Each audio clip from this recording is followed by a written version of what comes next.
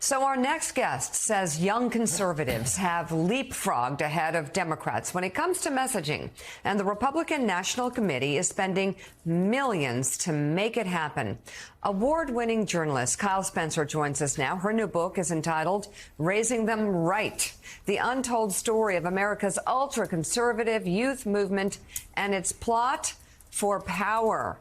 Well, congratulations on the book. Tell us about this this youth movement and how the far right is really starting them young. Yeah, so the conservative movement has been working on building up young people and attracting them and creating kind of surrogate celebrities for many, many years. And we're really starting to see them reaping the benefits of this. Today, you have people all over the place and a lot of times on Twitter and these other social media outlets who are really sending the message that young people ought to trust conservatives over liberals and that they ought to really move to the conservative side. The other thing that you see a ton of these folks doing is really trying to push this idea that Democrats are out of touch, not taking care of you, out of control, and that the changes that are happening in this country, which are very scary to a lot of people, are really the fault of Democrats who aren't taking care of business. And so what are the issues that they're using to sort of bring them in young? And also, who are these far-right celebrities that are attracting them? Yeah, so you have far-right celebrities like Charlie Kirk or Candace Owens, who I write about in my book.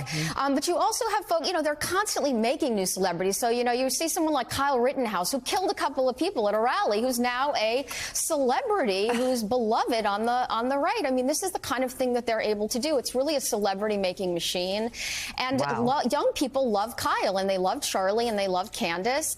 And so the issues that they try to focus on are really culture war issues. These guys want to stay away from what are the Democrats really doing. They don't want to talk about Build Back Better. They don't want to talk about Dobbs. They don't want to talk about the environment. They want to stay on these lefty kids on your campus are dangerous. They're lazy. Biden is falling off his bicycle all the time. The Democrats are too old. Look at these homeless people. Everything's chaotic and out of control. Transgender folks want to take over. You know, culture war issues to stay away from actual issues, which might get people really thinking about what Dems are doing for them. Kyle, you spent a lot of time reporting this out, 4 years. You embedded with a lot of these groups. You really understand it. So where are they looking for these young kids? And let's say, who is they? Who are the people who are doing all of this training?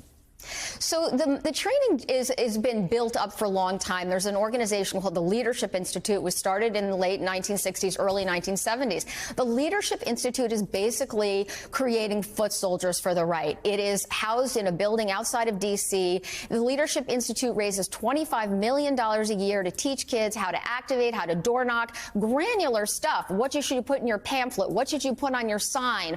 What color should you use on your sign? How, when you go door knock, should you walk on someone's lawn?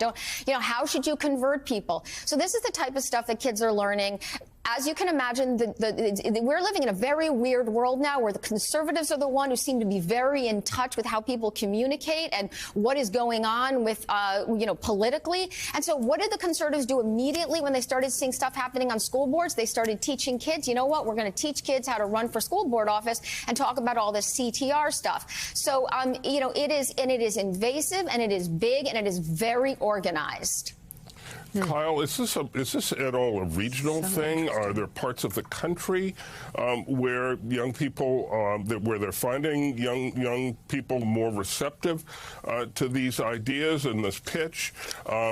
Is it rural, suburban? How would you describe the places where this phenomenon is happening?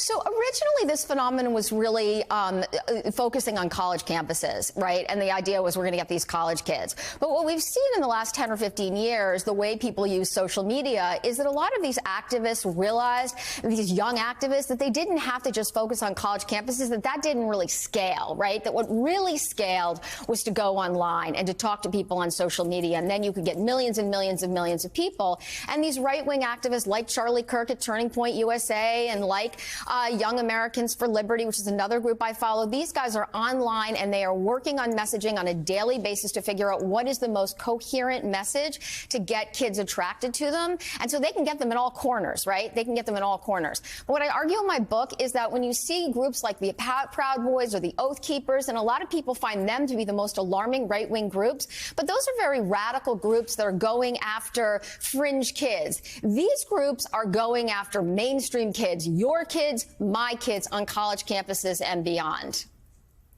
The book is titled Raising Them Right, the untold story of America's ultra-conservative youth movement and its plot for power. Very compelling. Kyle Spencer, thank you very much for coming on the show this morning.